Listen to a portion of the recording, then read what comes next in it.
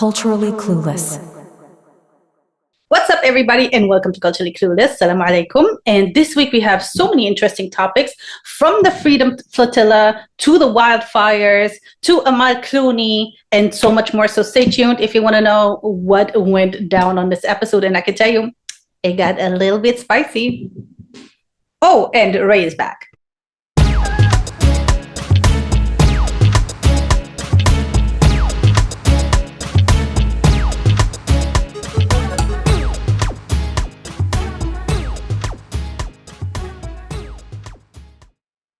All right, guys, we're here and we're back, and I don't even know what to say at this point, but Ray is back. They've been asking for you.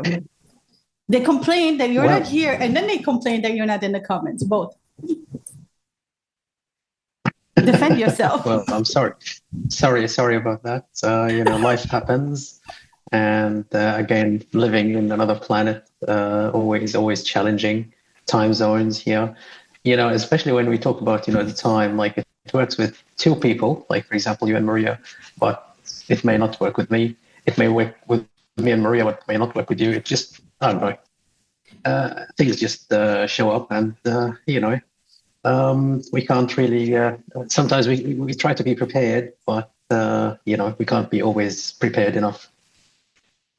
Yeah, life happens, but I just want to point out I try to accommodate everybody's time. Yeah, it's funny. Basically saying it's not my fault.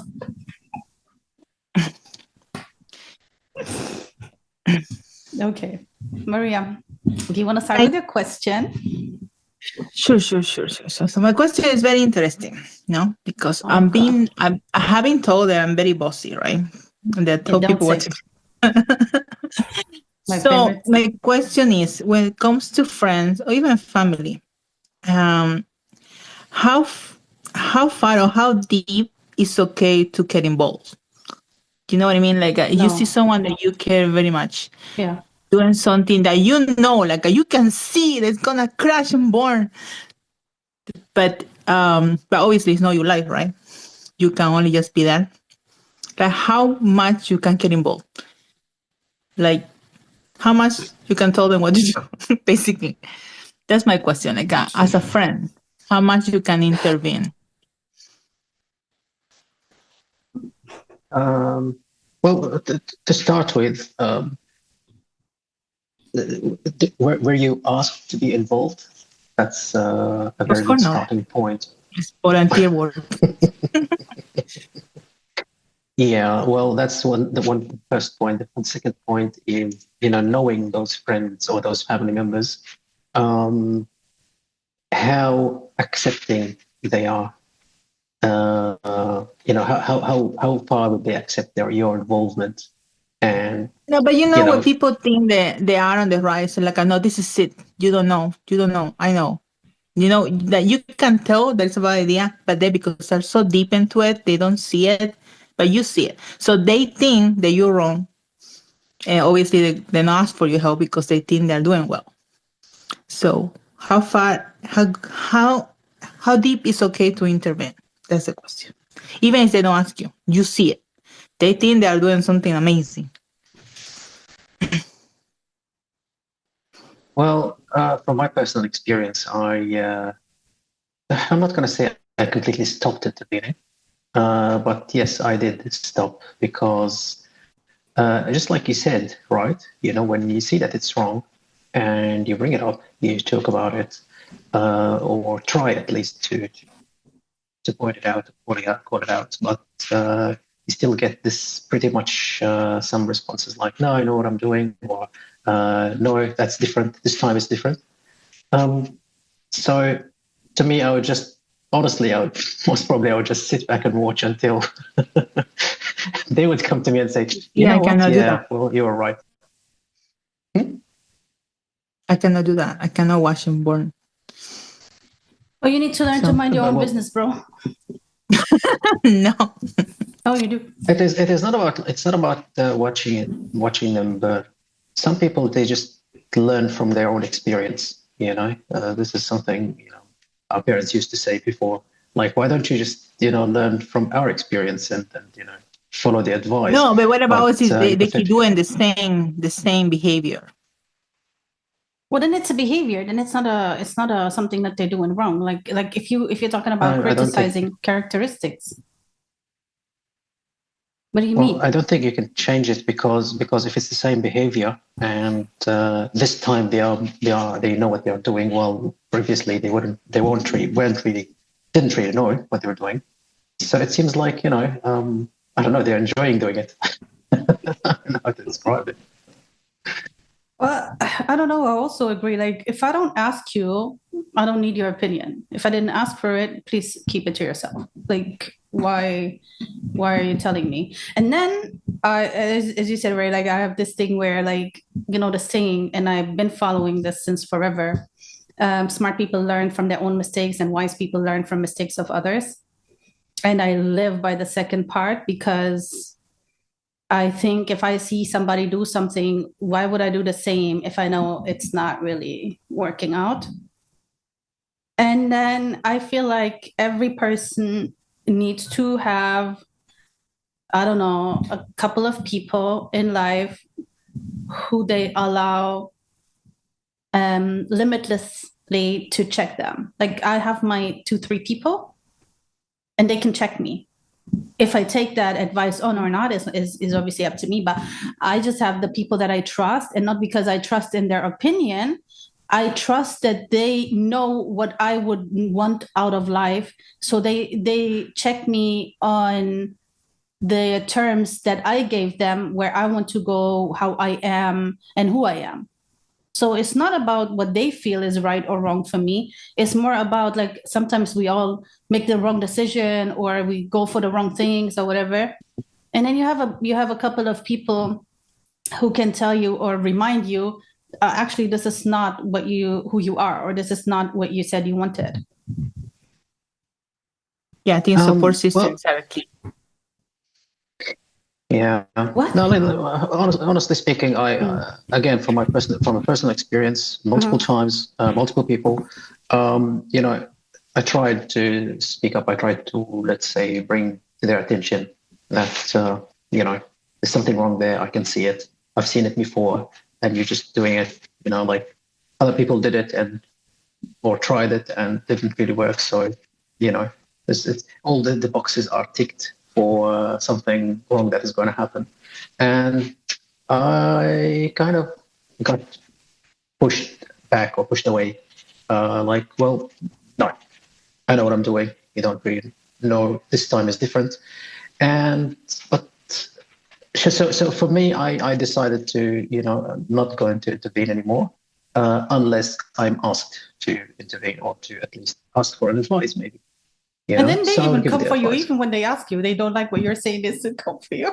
Yeah, yeah, exactly. Yep. But do you allow people to intervene? Sorry? Do you allow people to intervene? I always listen. Let's put it this way. Listen. Okay. So when someone is giving, I take what they say on board. But look, I'm not going to say that, hey, I'm the perfect person. Well, I'm hard-headed myself, right? So, yeah, you're not only Arab, you're from Gaza. So well, exactly. Let's establish that for the listeners.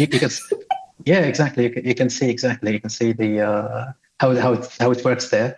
So yeah, even I would at some point, or at some stage, some situations, I would say. Okay, fine. Thank you very much. I would always listen. I'd always say, okay, thank you very much for the advice, but I do what's on my mind, what's in my head, and I'll bear the consequences later on. If they were right, I'll just keep silent. Oh, so wait. You keep silent when they're right, but you fight back when they're wrong. No. I don't. It's not like fighting. It's like I would just try to show. I would just show them that, well, they were wrong. Proudly. But if they were right, I would be just like, nothing happened here. All right, nothing to see, guys. Do you take offense to it if somebody intervenes? No, but I'm telling you, I get it. Whatever you want to tell me, go ahead, say it. But it's up to me to decide to follow or not. Exactly. Mm-hmm. Maria doesn't allow anyone to intervene. Ness, you're such a liar.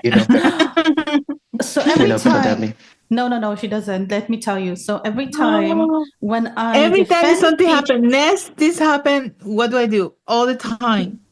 What do I tell you? Don't ask me, bro. So don't say I don't allow people when she does something or when she tells me something, and I defend the other person. I get called misogynistic. I get called. I defend always the others. I never see her point. So it's like I don't know. Okay. I also have a question today. Okay, go ahead. So if you guys were locked up for 2 years in prison, what would you spend your time doing?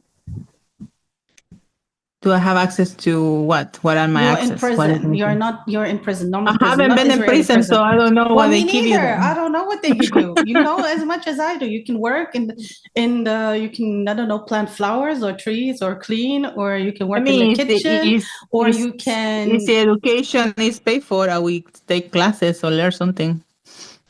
That would be something that we do. If they're paying for it, I will take classes on any skill that I wanted to acquire. I will do that. All right. Well, yeah, exactly. Like it depends on what do we have access to, which is, I'm not talking about internet, of course. I'm talking about, what are the tools that are available in that prison? Internet would be hilarious. Yeah, I'd be on TikTok, on YouTube. What are they? Well, can you imagine? Yeah. Well, we can go live on TikTok there. Right from prison. There's people who do that, No way. Yes, they have their own means how they do it, though. So let's not expose the prison people. They might listen to us, actually. We actually had someone from prison listening, actually. I don't know if the person. I don't know if the person is still there, but they were there one time, and they told their relatives to comment for them. Yeah. Well, appreciate the commitment.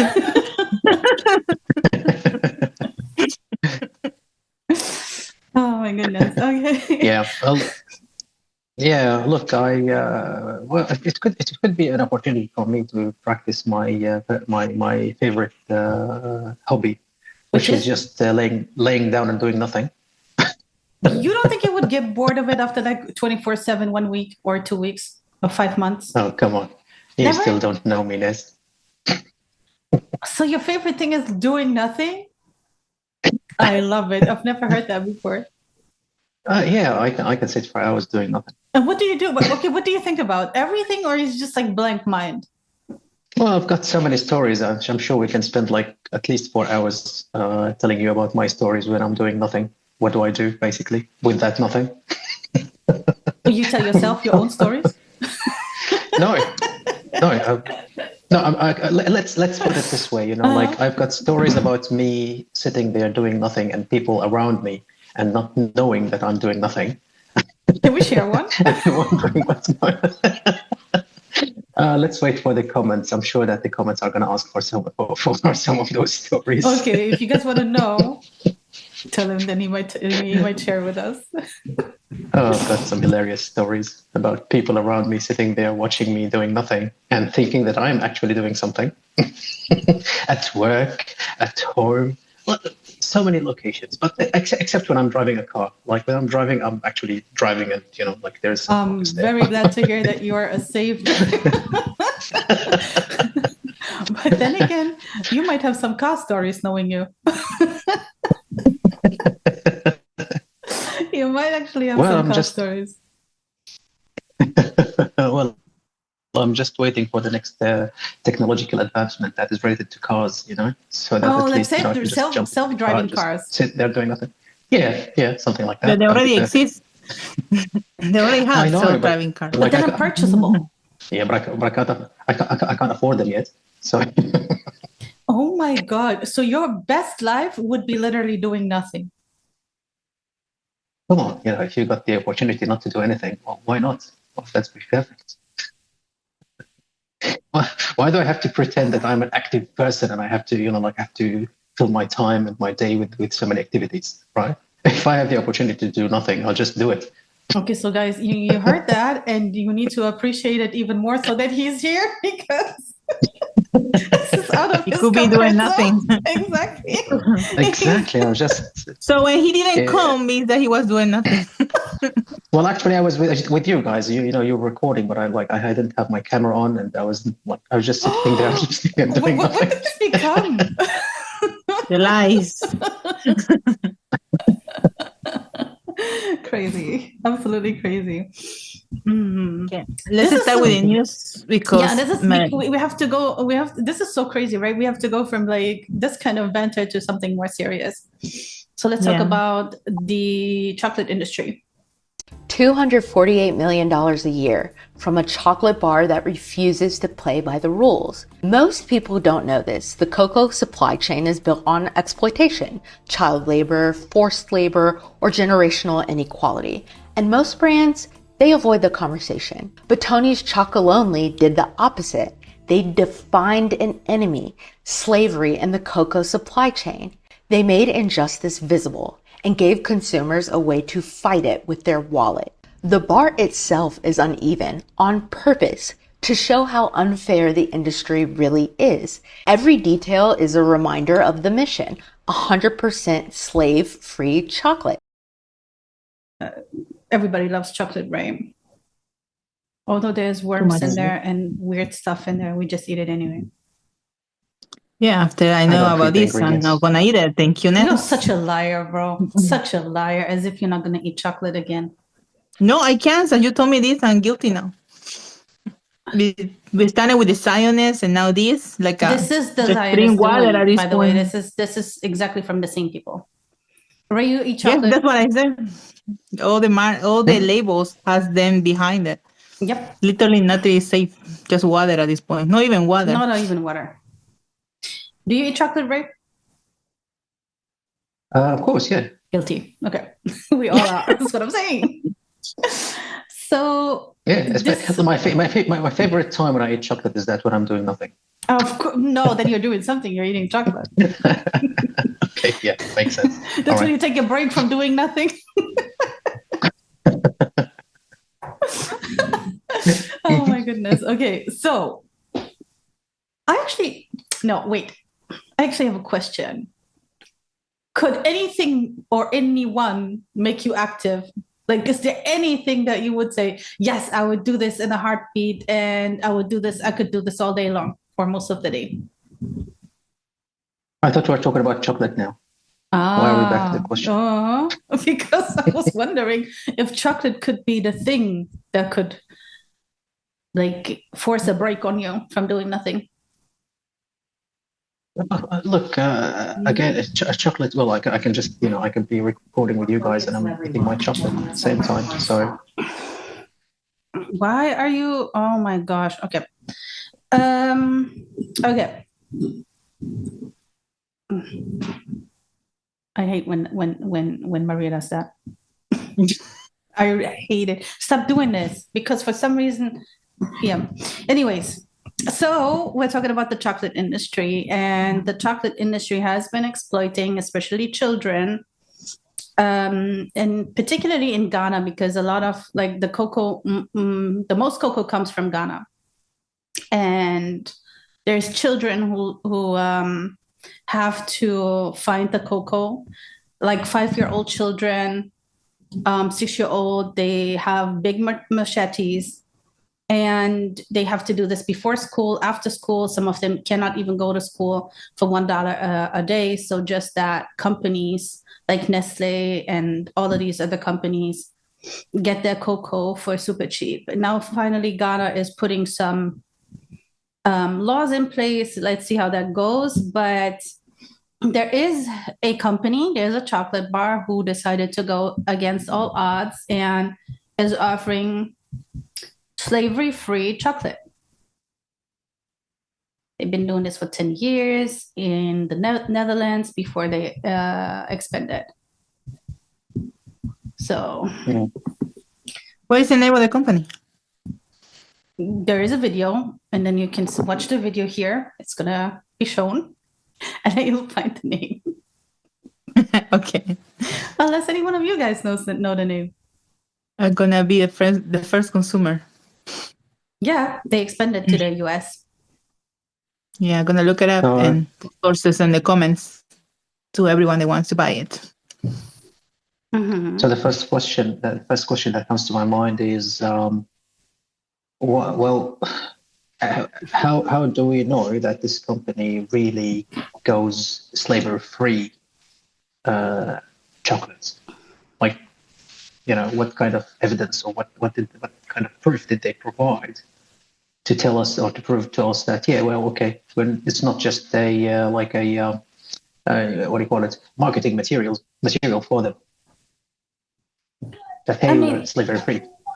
I hope they have evidence, because at the end of the day, going like this type of marketing can backfire. It's like the whole what is it called, the fair fashion stuff, when they say it's all slavery free and child labor free. If that comes back on you, and especially if you're like a smaller company that's just getting bigger, it would backfire. I don't know to be exact how they prove it, but that's what they lead with.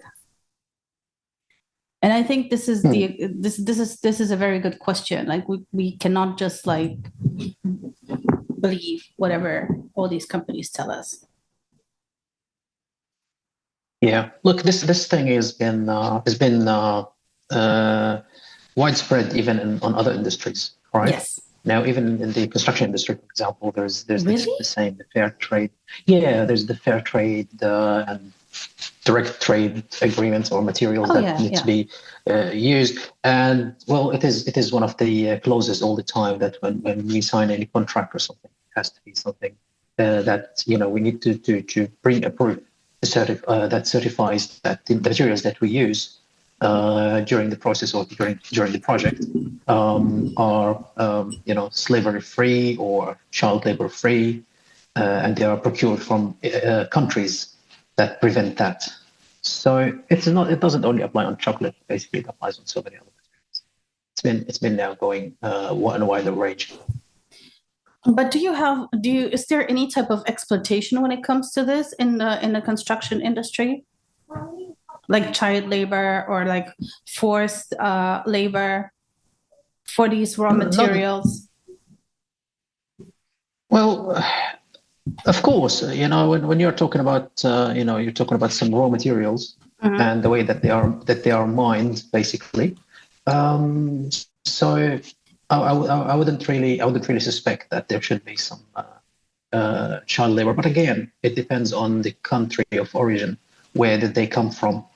Because it's just like you mentioned the chocolate, basically, or like the cocoa itself. You're talking about specific countries, specific part of the world where you've got like higher level of poverty rates, right? Mm-hmm. So that could also give you some indication. Again, the origin of this material, where did this material was procured and where did it come from in the first place, right? Mm-hmm. So this is how you can trace it, basically, if that makes sense.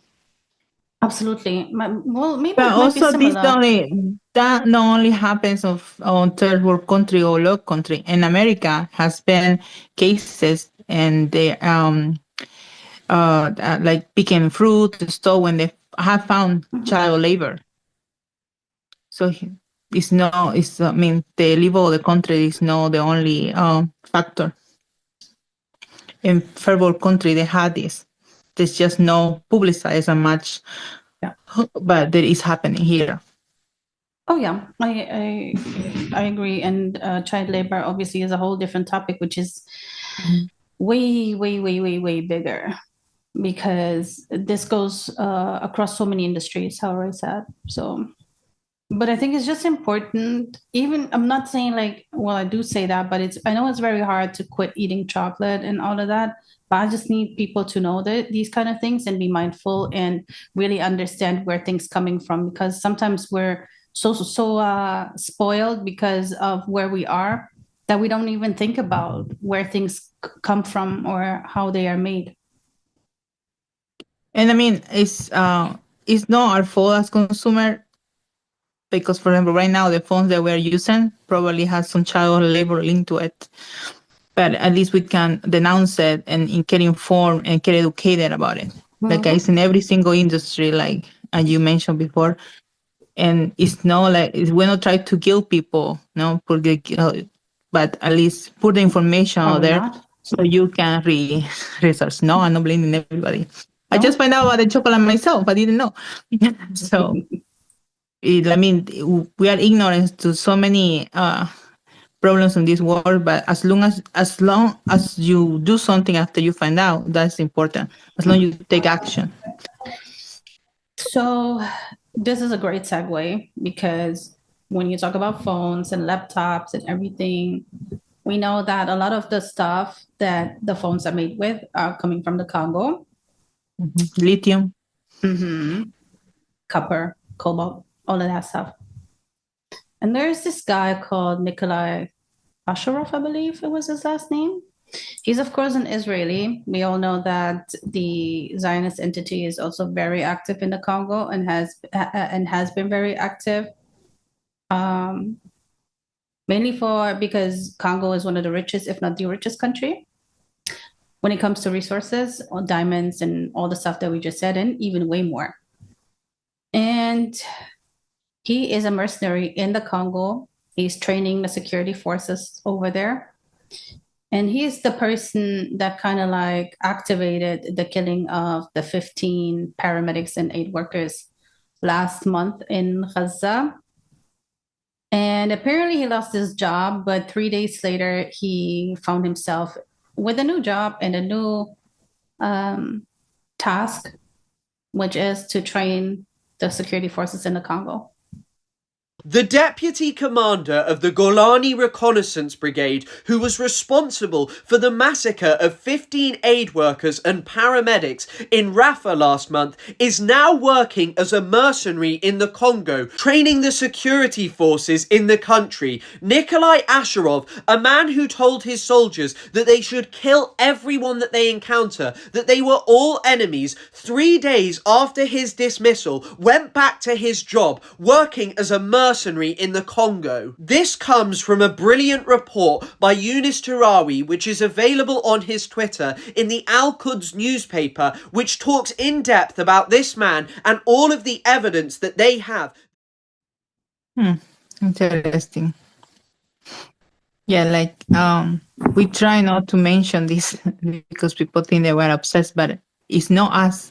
This Zionism is linked to every single problem around the world. And you can research it yourself. Like Israel is one of the largest exporters of diamonds. Well, they don't have any diamonds. How is that possible? Where did they get it from? The Congo. And what did they use? Child labor. One of the main sources for the diamonds is the Congo, but there is also exploitation when it comes to gold and diamonds in Africa and other countries. Mm-hmm. So, Ray, when it comes to the construction thing, do people even consider these things when it comes to raw materials like this? Like, do people even talk about it? I mean, you work with your laptop every day, right? Yeah. Mm-hmm. Is this a thought, or is this not even part of it when it comes to sustainability? Well, yeah, that's a very good question. And to be honest with you, it's sometimes you feel like it's embarrassing to answer because, like everything else, I know. Exactly. Yeah. Like, for example, for me, I'll just talk about myself. Like, for example, my laptop. My laptop is not a very well-known brand to start with. Yeah, because I was looking for something that is economically suitable for me, right?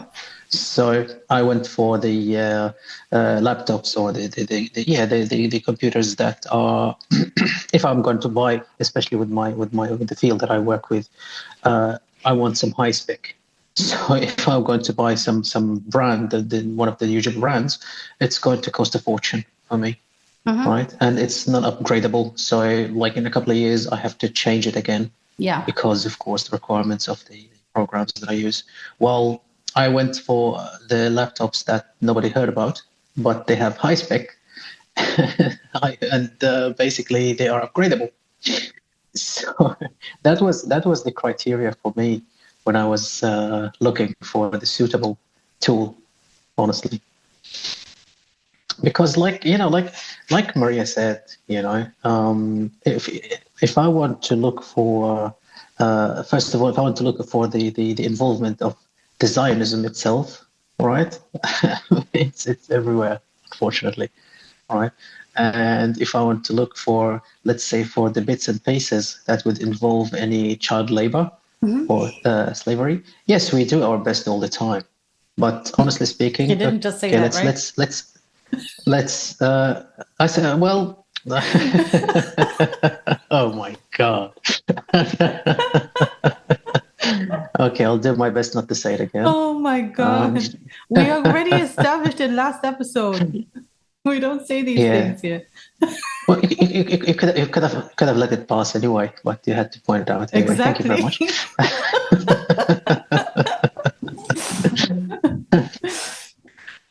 So what I was trying to say is, like, let's dismantle any of those tools that we are using, the laptop or the phone, and let's go to the smallest piece. How far can you go with the tracing, the origin and what was involved to produce that piece? This is how difficult it is. All right. Okay.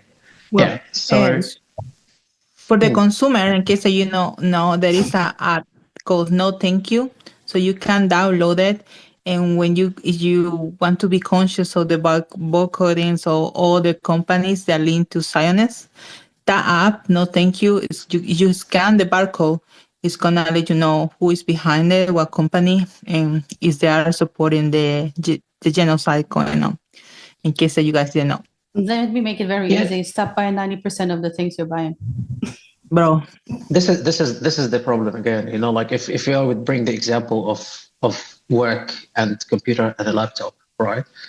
We tried the substitutes, for example, for some of the parts, like the processor of the laptop, right? We tried with the memory, with everything. We tried it with something that is not, not related to Zionism, okay? But it's not the best performance that you can get. Like even the programs that, okay, forget about the programs. That's a different topic. But the requirements for those programs, for me to run those programs, right? I need some specific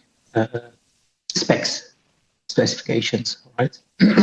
If I would go something with less performance, then honestly, I'm going to be damaging myself. So, all right, here's the catch-22. What am I supposed to do now? Yeah. I mean, I think it's more like about people who are like buying a phone every year, a laptop every year or every other year. And I understand that people like sell their phones or whatever that is that they do with them. But I think just it's about being mindful. Yeah, yeah, that's true. Again, trying to be as mindful as possible, right? Give it a thought, give it a research before you make your decision. So, yeah. But another thing that I find very interesting, right? So who said that diamonds are so valuable or that gold is valuable? Like, who said that? Who decided this and why? Why did they make these diamonds like have so much value? Because like, how is it determined? Is it because the rarity? Is it because how difficult it is to obtain it? Or how do they do that? What is the rareness or the rocks or the metal?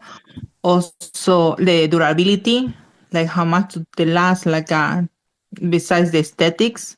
So it's different factors. You know that stones can last forever, right? Like general stones, normal stones that you yeah, find but in you're not the gonna go on walking and pick out a stone and put it in a ring. That's the aesthetic. Why? If you make it nice, I don't know, maybe. The aesthetics, the words behind it. There's different factors that determine how valuable one thing is. I just find it extremely overrated. It also depends on the perspective, the person, right? Because I don't use jewelry. I don't like any kind of jewelry personally. So it's also the demand. The demand over the offer. So that also determines it. The thing about look, I would put it into two different parts, or two different topics or questions. One is about the diamond, and the other is about the gold, right? Because yeah, look, it's a very good, very valid question when you ask about like what gave the gold the value it has now. Why is it, right? But I think we need to go in like too far in the history to find out, because gold had always been like this. Right, but the diamond for me is, it's let's call it more recent. I'm not going to say it's like very recent, but it's like more recent than the gold. Why did that stone get its, reputation as something that is expensive? Is it because of like it's different than other stones? Because it is really, I don't know, strong. It looks good when it's, polished and sharpened, and it reflects some nice spectrum of light. That's, I don't know. It's the demand. People also put a price. If there's something that they wanted so much, but it's very little of it, the price is gonna increase. It's demand over offer. But that demand, it came from, let's say, the background of a huge campaign. Exactly. That promoted that stone to be, to be something that everyone wants, right? Yeah. Because again, the gold, for example, the gold was a currency itself. Like gold, it was currency, it was coins, it was something that people would deal with, right? But the diamonds, it wasn't really coins, it wasn't currency. So for sure, there had been some promotion that had been done to convince people that this is something that you should have in order to be, the rich person you are, right? I mean, I don't get it. There's other stones that are really like beautiful and way more affordable than diamonds. And I just, like they're really beautiful. I just don't understand why people are so hyped about these diamonds. And as you said, it's always a marketing campaign. Like marketing is like 10,000 years old, or even like, I don't know, 5 million years old. How long ever? It's always been there. But also like how rare is to get those versus diamonds. So it's different factors. No, but have you ever seen how they obtain gold? Do you know how much of a tedious work it is and how crazy dangerous it is? If you look how gold is, how they get gold is actually insane. So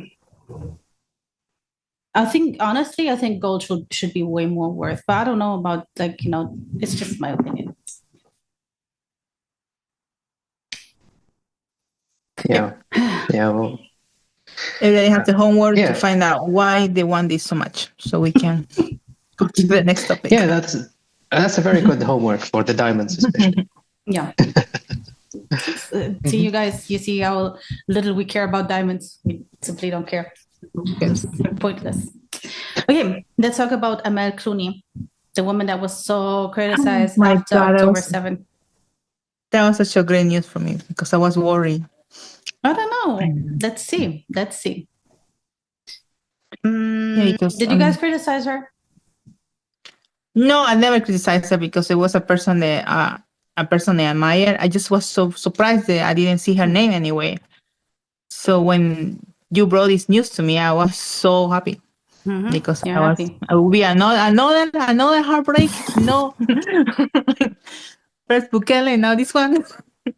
So when you told me that she's behind all the lawsuits or the ICC, no, she helped. She helped. But she's behind it. She helped.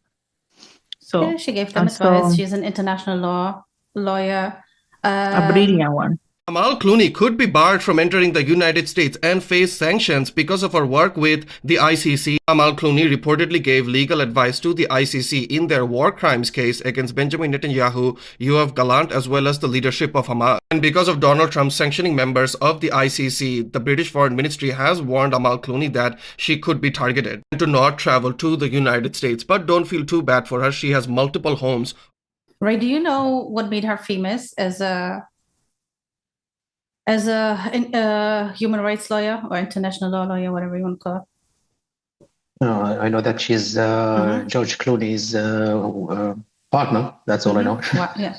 Also, but was she not defending Gaddafi and Saddam?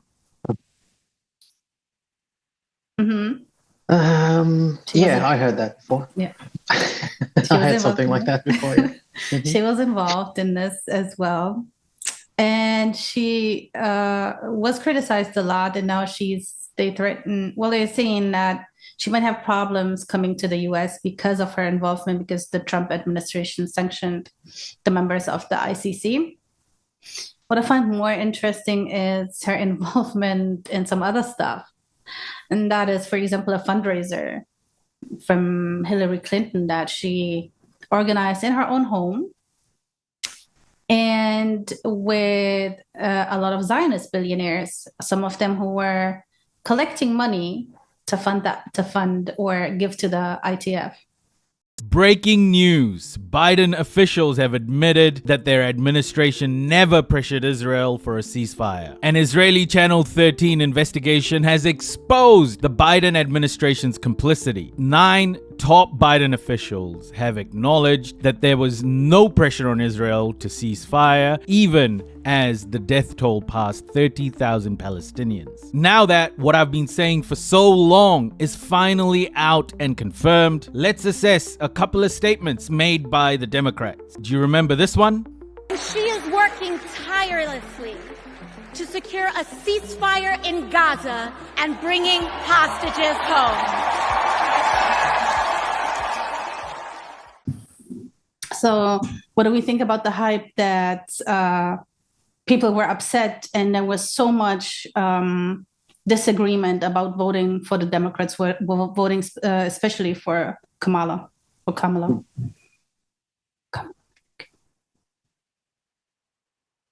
I would let Maria talk about this because, the person who lives in the US. Yeah. Well, it was not like, that's why most of us voted for the Green Party, right? Mm-hmm. Because we knew who they were participating for. Like they founded this genocide for this last year of his administration. So it's not, there was like everybody blame us, the pro-Palestinian community, because Trump is in the presidency. But I mean, we wouldn't vote for someone like that. When, like, you see what Biden did when this October 7th started, he brought up lies without checking. And he didn't even retract it. He can continue. So this is no surprise for us.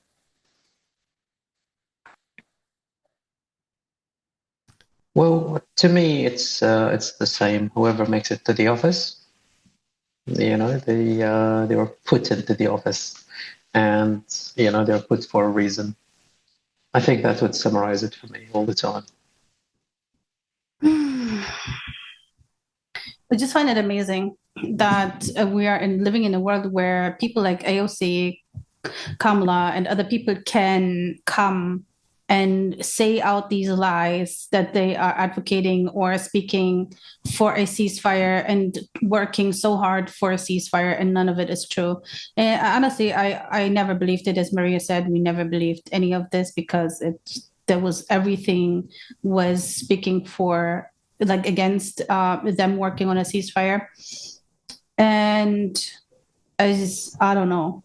I just don't understand how America is tolerating this. And this is actually, and this is very interesting, this is exposed by Israel's Channel 13. Mm-hmm. This is very interesting. Well, yeah, of course. But look, when you say something like when you say it this way, that like it was shown or showcased by the Israeli Channel 13, right? What is the purpose of saying it or showing it or doing it anyway by that channel? It confirms them. It just makes them feel good. It just boosts the ego.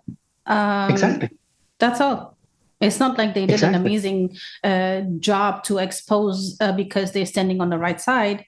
It's just that they're showing how much they can do and how much the world is fooled and nobody is doing nothing.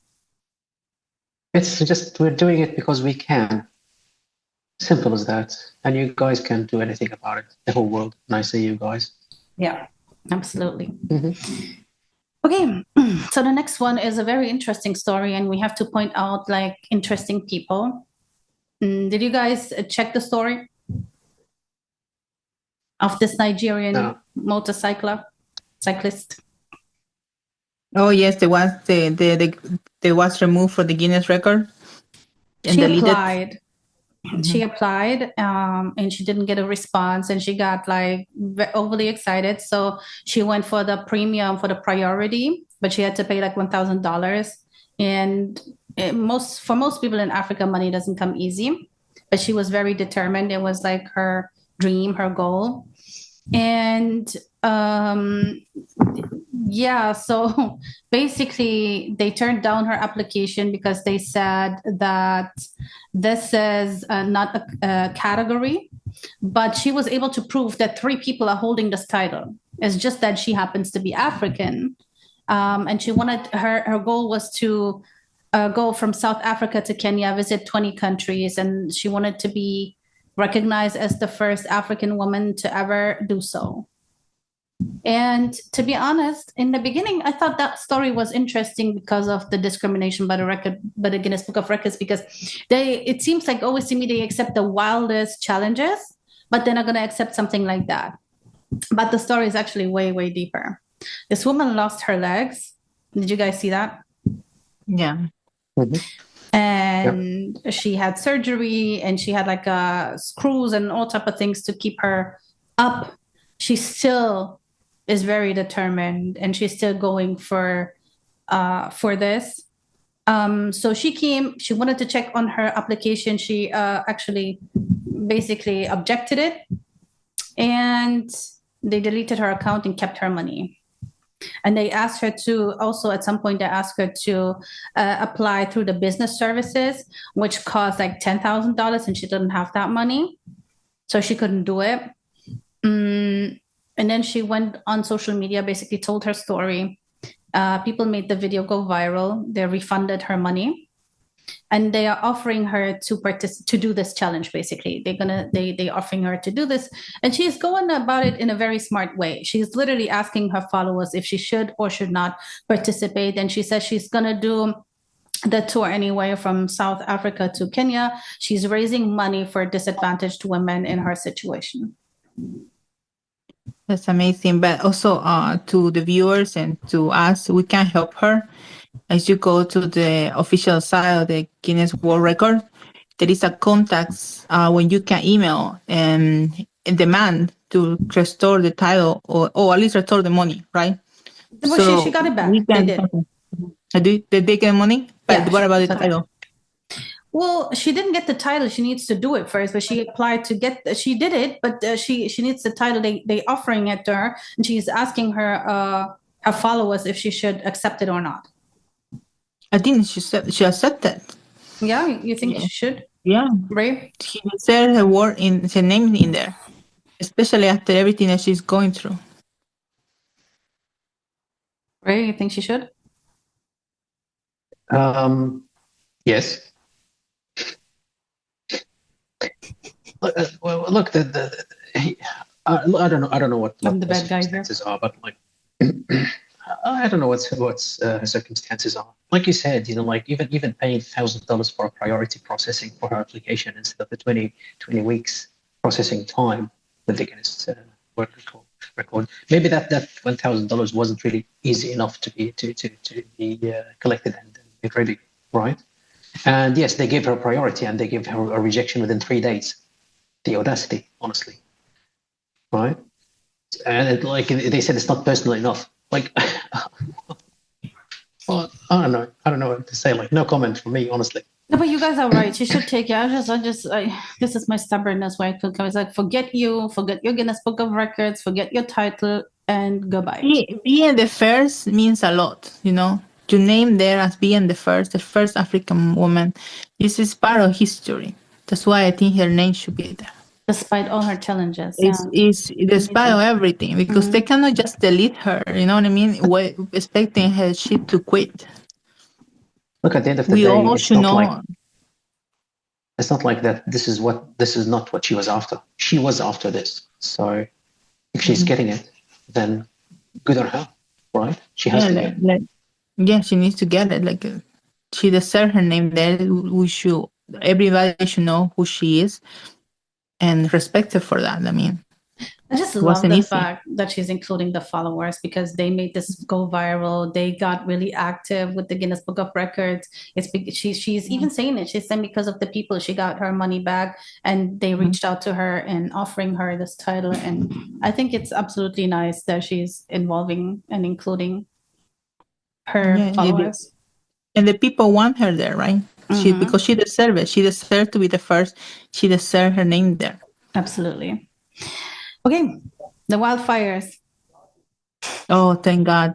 You see, I think we should add a special session and this podcast as like punishment to the Zionists, because every week is something new, right? Every week they have to listen. That's a good idea. They get their own segment. The old segment. Last week was the shark. The week before that was the link. So every week something nature related happened to these people. Well, this is not kind of nature related, because in the end they found out there was irresponsibilities of hikers, but still the fire spread. Just the settlers. Okay. So these people started fires in the Jerusalem side, right? The Jerusalem area, and it spread all over, everywhere. And during the celebration of their military was a holiday when they had so many things planned, and everything was canceled because of the fire. Oh. And they had the audacity to ask for international help. That was the funniest part. So Greece and Cyprus said no. They said we have our own fires. They have nothing going on, but they said we have our own fires. Bro, we sent you 27 billion last year. Use that money. Fires. There's another thing to it. These people keep taking pine trees and planting them in that area and uprooting the olive trees. And the pine trees, they don't belong in this region, and they don't do well in this region. And this is also another thing that starts fires. And that's why they're not just talking about the genocide, they're talking about an ecocide, because they're literally erasing agriculture, the Palestinian agriculture, olive trees, and replacing them, and a lot of other things. There's so much that they're doing, like also with all the chemicals, from all the bombs and from other things that they're dropping. This is also destroying a lot of land.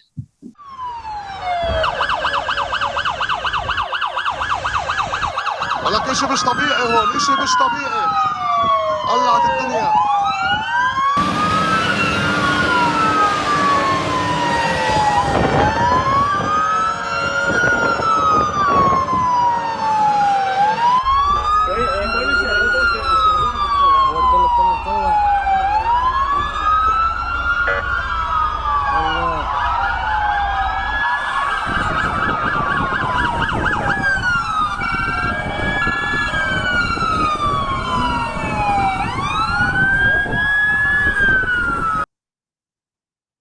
And they had a sandstorm. That was nature.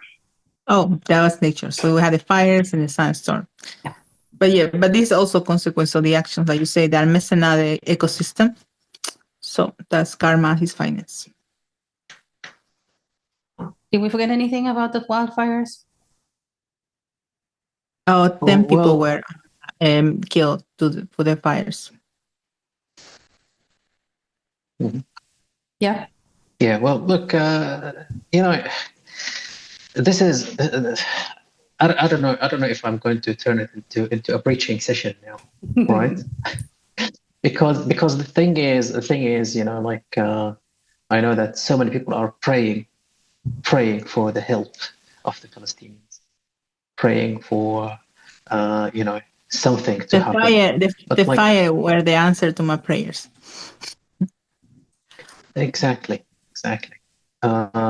The thing is, if in order for the prayers to be heard, basically, it's not enough that I'm sitting, for example, at home or maybe at the borders and I'm just praying. I have to do something. I have to act. But unfortunately, the people in Palestine and Gaza, they were let down. They were let down by everyone. Yeah. And I'm talking about everyone. I'm talking about whoever that can actually intervene and help. We're talking about armies and governments and people in charge. Okay, they were let down by them. Okay, but when they are let down by them, okay, then these fires and these sandstorms and even the sharks and the lynx and whoever is participating, these are the answers for the prayers, right? Some people would say, well, there had been fires in Syria a couple of years ago. So who was praying, basically? But it's not like that. Any sort of relief and any sort of, let's say, hardship that would be sent to the colonizer and to the entity and to the occupation, okay, that is, of course, going to be something that we celebrate. That would something else happened because of fire. I remember now. So because the fire was in an area where there were farm animals, cows, a lot of cows, flee out of the fire and were able to get inside Gaza. So these people are starving, and now they went inside Gaza. You heard that? I was like, oh my God, that is no God. I heard the story about. Yeah, I heard the story about the 200 cows. They said 200 cows almost. But I'm sorry to disappoint you at some point. I think it was a social media hoax news because I was researching that the one as well. You for real don't tell me that because I was so how do you think a whole cow, let alone 200, is going to get into Gaza? Let me see. They would be shot. That's what. Yeah. Sorry, right? Go ahead. Go ahead. No.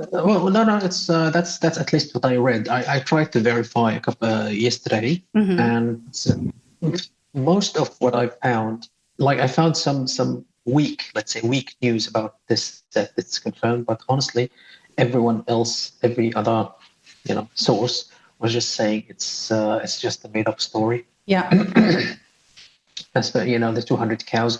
If you think about it this way, everything is blockaded, all the accesses and everything, right? And how would these cows make it through where? Which crossing?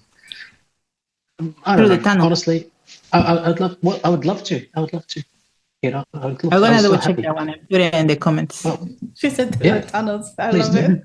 Through the tunnels. Yeah. Well, yeah, she always finds excuses. I love this one though. Through the 200 cows said, "Hey, I got an idea. Let's go." They enter to the tunnel. You know, our assistants are very clever. Now we have the Hamas cow brigade. Yeah. God. Okay. Let's come to our last topic. This is a very serious one. Oh, the flotilla, the Freedom Flotilla. So 3 days ago, I forgot when exactly. The Freedom Flotilla that are in charge to bring aid into Gaza was targeted by Israeli drones. 30 people were in the boats. Thank God No one was hurt, but they were strange that when they asked for help, there was no response. So they targeted how you say it? Generator of electricity, and they blockaded the signal for aid. So they took a long time for people to respond and came to rescue it.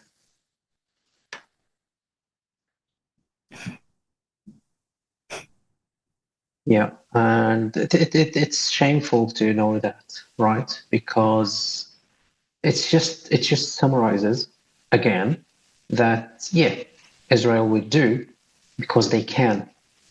Okay, it was an initiative. Okay, when all other governments and all other countries weren't able to do anything to at least ease the siege and the blockade for this small area, but highly populated area. Okay, and those brave people decided to run and to do this initiative and take one ship full of aids, and they didn't care because for them it's the sea that is, well, theoretically the sea is the border that cannot really be closed. All right, but again, from the news and what we heard, they were being attacked by drones. So which means, like, no one is driving them. Okay, they are remotely controlled, and they were attacked on international water. So they haven't even arrived or reached the water that belongs to the occupation entity. They were attacked, and no one took any action. 17 kilometers from Malta. Malta, yeah, Mali. exactly. Okay. And no one could do anything, not even a single word about it. Oh, they said. Oh, well, they sent tugboats to pick up everything. Yeah, people. And they said Hamas did it. Oh, yeah. I was about to say some bad words. Yeah. I just want to point out there is. I understand that people talk about the influencers a lot, like Greta Thunberg and some other people who were supposed to get on the boat. But let's not disregard or dismiss or minimize the 30 people that were on the boat and who actually were there when it happened already. And this is not the first time. The Freedom Flotilla is actually by an organization that is from a woman. She's Israeli herself, but she gave up on everything a long time ago. She lived in Germany and in some other places. And there is a bunch of Freedom Flotillas been over the years. The one in 2010 was attacked. So far, all the flotillas were attacked. In 2010, people were killed and injured. And the people who go on these Freedom Flotilla, they are very well aware that they are a target and that this could be their last days, of their lives. They are but it's very different when you actually when you experience it. And I find, and maybe I sound like sensitive or so, but it always baffles me when people say, thank God nobody was injured or nobody was hurt. Yes, physically.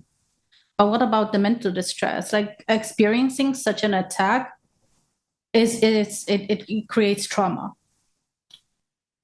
And I don't think we should disregard what it does mentally to people. Yeah.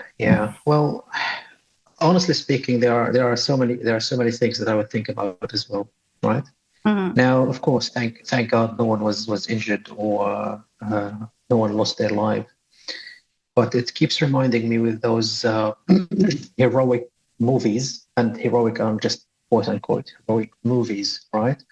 When the star of the movie is in some conflict area where there are so many civilians and there are the bad people who are after him or him and his group, let's say. But at the same time, like so many civilians, so many innocents are getting killed while these people are getting chased. But all we think about and all our hearts would go only for the actor and for the character, the main character and the group that are with him. I'm not belittling the effort, of course, the heroic acts that this crew had made, right? But yes, of course, we don't want any loss of lives. We don't from any, from the group, but also, the lives are getting lost for 1.5 years already. Yeah. No matter what. So I just want to, I don't know, it just came to our mind, when you mentioned it now, Nez. It's like, yeah, okay, of course, we're so thankful that no lives were lost during that initiative, okay? But the lives are still getting lost at the destination at which that flotilla was going. We just need to keep that in mind. Unfortunately, yeah, very much so. Very, very much. Also, it's an initiative going on around this. There are people are calling to everybody to go to the UN, reach for embassies, and ask to get actions on this, because this was an international crime. Like there was an attack in international water to an unarmed boat for aid. So this break every single international law out there. So we need people to take action. If you always wonder what you can do, reach out to your embassy. Go to the UN and reach out to every embassy possible and demand action. Because in 2010, nothing was done. Nothing happened. And that's why these people keep doing these things, because there is no consequence. Why would you change your behaviors and nothing happened? So now there is more people educated in what's going on. We had obligation to take action, to reach out to our embassy, to our representative, and they say like, we are not supporting this. Yeah. Anything else? Yeah, 100%. We forgot to mention about it? No, this one. Oh, yeah. There's actually something. So after all the people who complained already just in the past 3 days, and please do not stop complaining, listen to what Maria says, okay?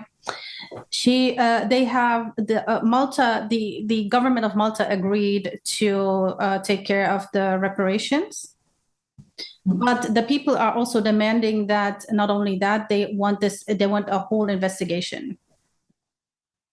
Rightfully so. See, yeah, because I know they feel like a lot, but we as a people together, we have power.